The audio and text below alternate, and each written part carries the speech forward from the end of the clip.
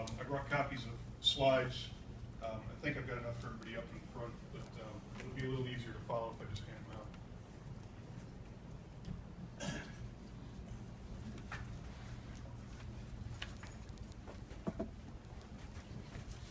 While those are going around, just by way of introduction, we have in my watershed, which is 52 sub-watersheds, 52 Huck 14s, we've got approximately 57 monitoring sites currently. We added a monitoring site approximately 200 meters downstream of the Fenimore Landfill on Ledgewood Brook. I'm going to correct myself before I go any further. This is one of my pet peeves. I know what it says on the document, but it's not a landfill, it's the Fenimore dump. A landfill suggests that some engineering effort and thought went into designing it, that maybe it has a liner and a cover and those sorts of things. This is a hole in the ground that people threw trash in, and where I came from, that's a dump. So we were concerned about water quality in Ledgewood Brook because of the Fenimore dump some years ago.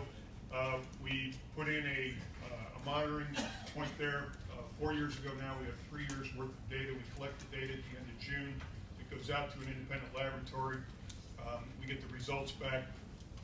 The front page on this just shows you the sub-watershed where Ledgewood Brook is located. And the yellow dot that you see on that front page is the location of our monitoring site. If you flip the page, you can see the location a little bit better. You'll see that it's upstream of Ledgewood Pond there and just downstream of the landfill. The third slide, which says water quality, Ledgewood Brook site number 1, it's got a photo of the site, and it shows you that for the last 3 years in a row, this site has scored an 18 on the New Jersey impairment score. The New Jersey impairment score is a protocol that is used statewide throughout New Jersey for measuring stream quality. The scale runs from 0 to 30. 0 is horrible, dead. 30 is as good as it gets. This, for the last 3 years in a row, got 18. That means the site is moderately impaired. Moderately impaired doesn't sound all that scary. Let me give you a little context, which is why I brought the presentation with me today. In my watershed, if I saw an 18 score down in the Neshannock, I wouldn't be surprised. If I see an 18 score in the headwaters, which is where this is, I am appalled. The sites in my headwaters area, up in this region, routinely score between 27 and 30. That's not impaired. Those are excellent scores. That is what I would expect to see in a site located like this. And you can see the photo of the site here.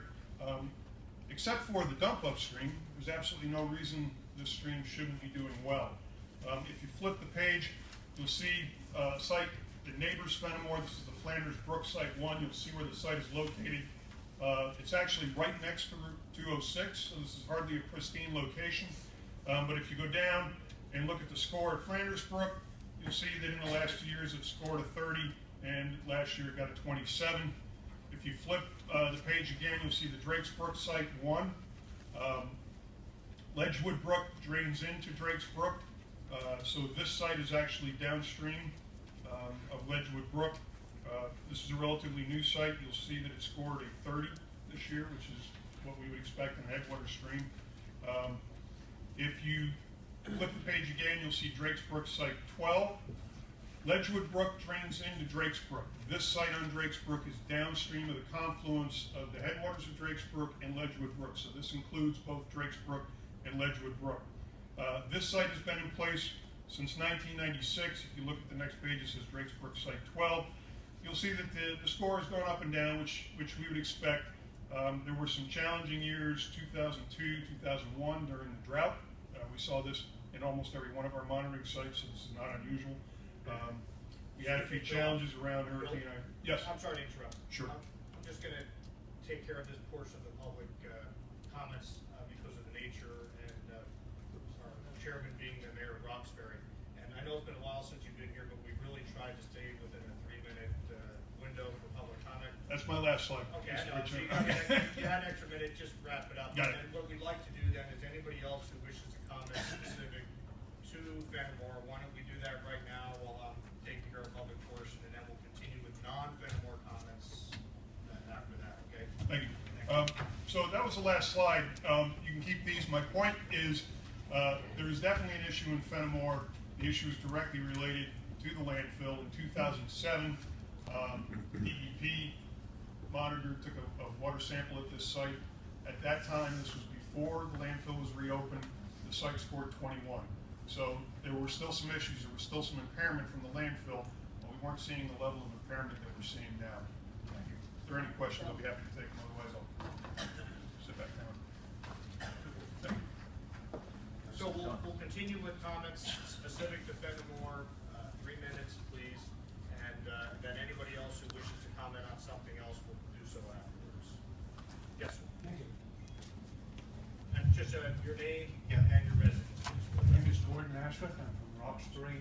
I haven't been here before, so I'd like to know from all of you three people, this cartoon here, does anybody have a problem with that? Any one of you think of something that's not quite right about that it pricks your conscience at all? Not one of you? Okay, I need to know before whom I stand. I understand about land ownership. I used to be a farmer. I've been a farmer for 6 years. But now I just have a simple little acre in Roxbury. And my house might be worth 500 grand, I don't know. But $100,000 of that has disappeared because of Fenimore. And it's not just the land value loss. I'm going to stay there till I croak. That's not a problem, you know. I'm committed. I've lived lots of places, many countries. The problem really is the air that we breathe. You know, right now there's hydrogen sulfide, like you wouldn't believe. If I had listened to all those experts who were telling me how well they would solve this problem, then I'd be in a quandary now. But I didn't believe them because I'm a chemist. They were all lying through their teeth. There was no way on earth this mitigation project was going to work. You can't just put a lid on it. You know, you can't. And it's not just the gas which we're breathing and suffering from. It's all the poison that leaches out. There's a leachate pond. Thousands and thousands of gallons of leachate. And of course, gravity, you know, Isaac Newton, he got this down pretty straight, right? Gravity, you know, the apple, goes downhill. It's high ground. So it's only going to go downhill because water flows downhill. So, you know, the problem isn't just the money, like this man here seems to be really interested in, you know, and offended at damaging your sensibilities. I couldn't give a rat's ass for any of your sensibilities. I've told James Riley belongs behind bars. Some of you probably do too. The point really is, we'll get down to our 3 minutes quite soon. The point really is what on earth are you going to do about the reality? Free boys and girls, you can all debate what you want. The air is still not good. The water is not good. You want to drink a cup of that stuff on the, you know, you look like a big strong man. You want to take a drink of that stuff? I'd like to see you do that. Yeah? And still stand. You ain't going to do it, boy. You ain't going to do it. So that's it, you know. Not very pretty. But I'm English, so I can be blunt as a spoon. I don't have to be pretty in front of you people. But I'm really disgusted by what you've done. This is a terrible thing. It's the Highlands Commission. You got this little cartoon here, property values. I've taken my hit on property values. I'll eat it like a man. But I won't be sucking up the bad air, and I won't be sucking up this bad water. Thank you. You're disgusting.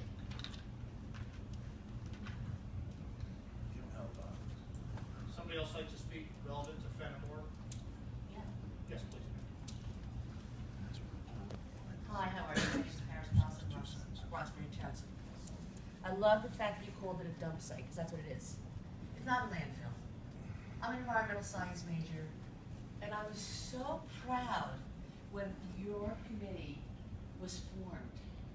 I was ecstatic, because I knew now we were going to have advocates to help our environment. And I couldn't have been happier. I've donated money to your council to help with it. You're supposed to be overseeing and making sure that environmentally there are no disasters occurring. There is a disaster occurring, and it has been for quite a while. This dump was opened up It is not a landfill.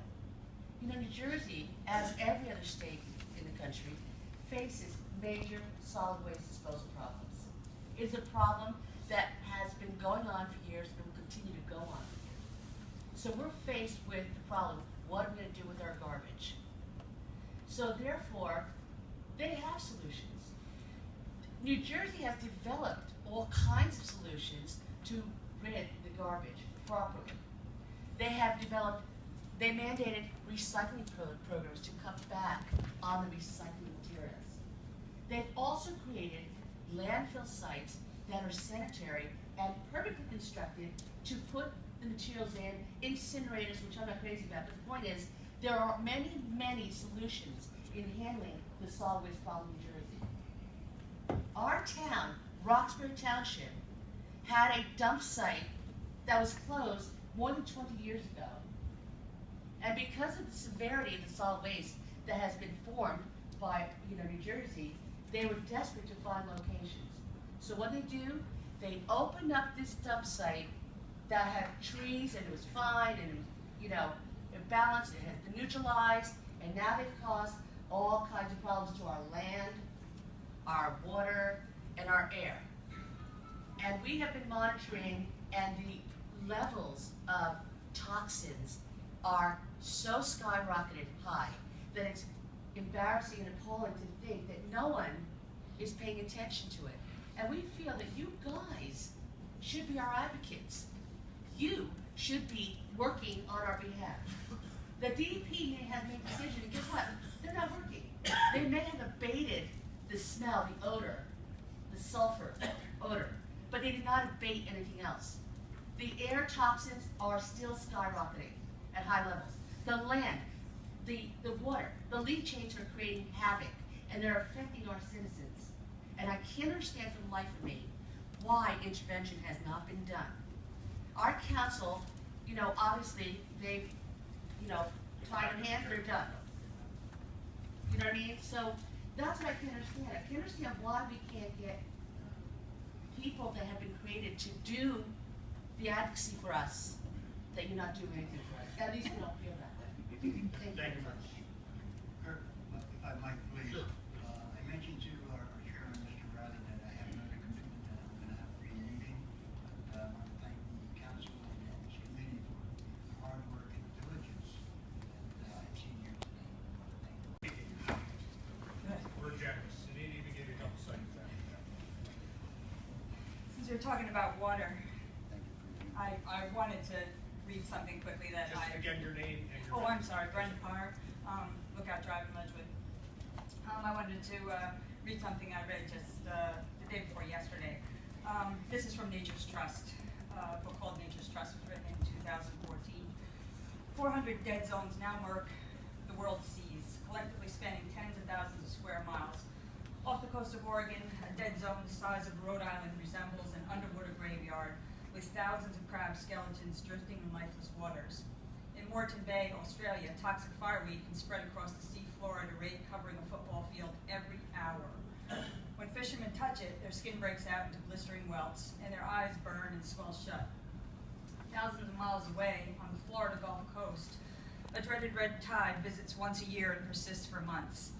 Ocean breezes carry toxic wafts inland to waterfront communities, sending victims to the hospital with pneumonia, asthma, and bronchitis.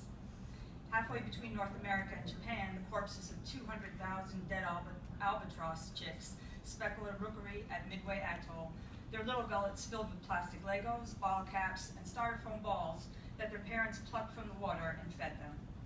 A garbage continent composed of plastic bottles, wrappers, and bags stretches twice the size of Texas in the Pacific Ocean. In New England, families that fish for generations have retired their boats because the oyster fishery has plummeted. Once providing a catch of millions of pounds of oysters a year, more than 8 out of 10 oyster reefs have vanished. Worldwide, nearly 1/3 of the sea fisheries have collapsed, and big fish populations have dropped 90%. Marine biologists project the complete loss of wild seafood just 4 decades from now. That would be the end of an entire food group that humans have relied on since time immemorial. All over the world, nitrogen and phosphorus compounds wash into the bays from septic tanks, farms, and sewers. Bulldozers chew up fragile wetlands along with the coast to create destination resorts and subdivisions. Every day, ocean water absorbs carbon dioxide emitted from industrial chimneys, coal-fired plants, and cars. Some ocean water has become so acidic that from this pollution, that the shells of sea creatures dissolve in it. 20% of the coral reefs have disappeared, and the number could climb to 60% by 2030, 16 years from now. Scientists warn of potentially catastrophic consequences for ocean life. You know, there's one thing that everyone involved with Fenimore has agreed on, actually. And when I say everyone, and it includes public statements made by all of these people, it includes Governor Christie, Larry Raganese, his press contact, township officials, SEP, residents, and others. And they all agree that the material that was dumped at the Fenimore site should not have been dumped. Everyone agrees on that. Now, certainly the problems, We're gonna need to wrap up. like in this book, are much, much larger than the Ledgewood Brook or Drake's Brook or even Fenimore Landfill. And it might be tempting to think that there's not much I can do or anyone can do, but we're killing our planet and we're killing ourselves. And worse yet, we're leaving a really toxic legacy for our kids and their kids that they'll suffer from and they won't be able to recover from. Thank you. I have to, it's the 3.5 minutes. Well- I've got to be equal there. Let me just ask this council to please start doing the right thing, because don't even do it for us. Don't even do it for Roxbury. Do it for your own families. Do it for yourself. Do it for your own kids, Thank you. because the planet needs it. Anybody else like to speak specific to Roxbury? Yes, ma'am, in the back. Well done.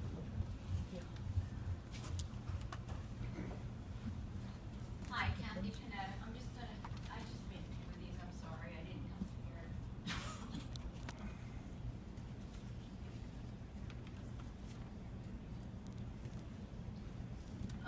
I helped to test the water. I got trained, managed to learn to put on waders and fell in the brook as soon as I got in.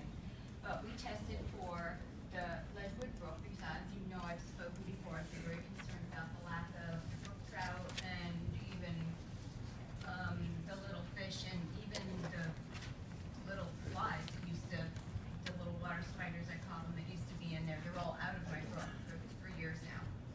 So we OPR'd test results done on the leachate coming out of Fenimore after it was reopened in 2013.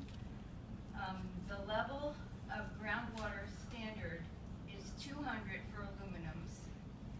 The leachate pond had 8,440. The leachate breakthrough had 4,010. The limit for antimony is 6. And the breakthrough had 57.8. The leachate point had 0.9. For arsenic, it is 0.02. We had 637 and 1.72. For lead, it's 5. We had 214 and 32. Manganese, federal standard is 50. We had 3,840, and in the pond, 1,050. That's why my brook trout are gone. I think if it had not been designated a brownfield and been reopened, we wouldn't have this problem. So I'm asking that somehow you go backwards and fix it. I believe we have to take this stuff out of there. I don't really know any other way to do it. We haven't even done a water study to see if that cap is going to work. If water is still going under it, which we all believe it really still is, and that there's streams under there, there's been no streams studies performed, it's going to continue. The hydrogen sulfide is going to continue. The leachate is going to continue to drain into the brooks, continue to contaminate our watershed, which provides water for most of New Jersey. So please, if you could put us on the agenda for next month to talk about constructive ways that we can fix this, I would really appreciate it. You're my guard dogs for my water. So I need you guys to help us out. Thank you.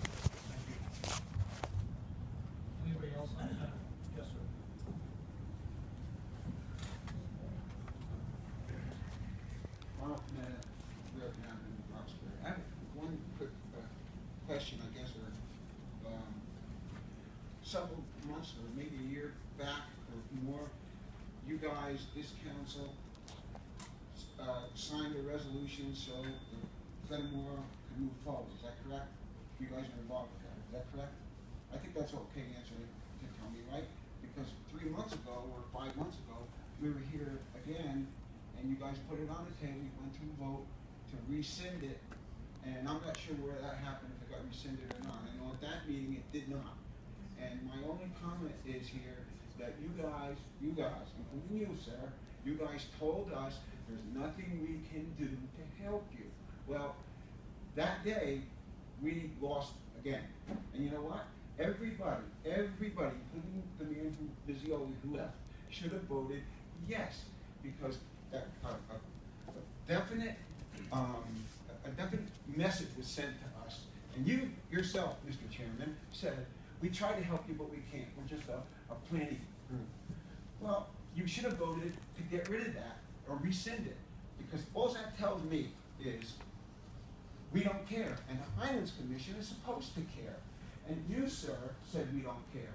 But it looks like to me, you don't care. And tell this lady over here, you had said, she's entitled to her opinion. This is a free country, and I believe that what you had said, whether your nose gets out of joint or not, she was right with her opinion. Now the other thing is, we do have, you guys as a group, obviously you're not going to be all on at the same time. And if mixes up or screw-ups or mistakes were made by previous councils, and it comes back that it is a problem, who's responsible? You guys to fix it. So say that, oh, we've only been here for 4 years, or I've only been here for a little bit, is immaterial. It's your job as the council to fix it. I appreciate listening to me, and I hope you, Mr. Chairman, know that you said we couldn't do anything for you, and you voted it down, and you know what?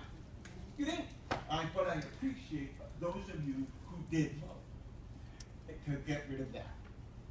Thank you. Anybody else like to speak specific to Fenimore? Yes, sir. Bob Schultz. I live in Randolph. I used to live in Roxbury. I moved away, and when I lived in Roxbury, I had health issues for the last 3 years since Fenimore had opened. My eyes with water, it was hard to breathe, etc., etc. Since I've lived in Randolph for the last 4 months now, I've had none of those symptoms. Now, I know the DEP has told you that everything's being taken care of and the air is fine, but that's untrue. That's an untrue fact. They also say that there's no smells or no hydrogen sulfide coming out. That's also untrue. I personally smell it when I'm at the mall, when I'm at the Black River Barn, when I'm going up the hill into Randolph from Roxbury. On Route 80, I also smell it. So it's still there, even though they say it's being taken care of. And what they tell you is a bunch of lies and to sweep things under the rug, make things look like everything's okay, and move on with things. So that's all they want to do here, is get this under the rug and get this out of the news. So I ask you guys here to vote again and rescind that redevelopment waiver up there. Because now there is 18 acres of plastic sheeting up there, which is impervious coverage. I don't know what the percentage of the land is.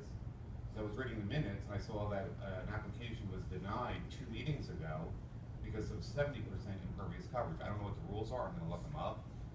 But there's gonna be more development up there at some point. You have another 50 or 60 acres left up there that has to be taken care of. So by rescinding that redevelopment waiver, nothing else can happen up there that will affect the citizens of Roxbury. Because they're all being poisoned, whether it's slowly or fast, I don't know, but they're certainly being poisoned. The water shows you that something is going on up there. And there's still water going in underneath that cap, and this thing is going to be generating more and more gas as we go on here. The DEP, I don't know if they've told you this, they're putting in a bigger scrubber up there in smokestack for more efficiency, as they say. My thought is, is that they're going to open this landfill back up and cover the rest of it, bring in more C&D material, and now they have the capacity to take care of it and poison the residents of Roxbury more. So what I ask of you guys is to rescind that redevelopment waiver, because that will stop the development. And only you have that power, we don't. But we're the ones who are suffering. Thank you. Anybody else like to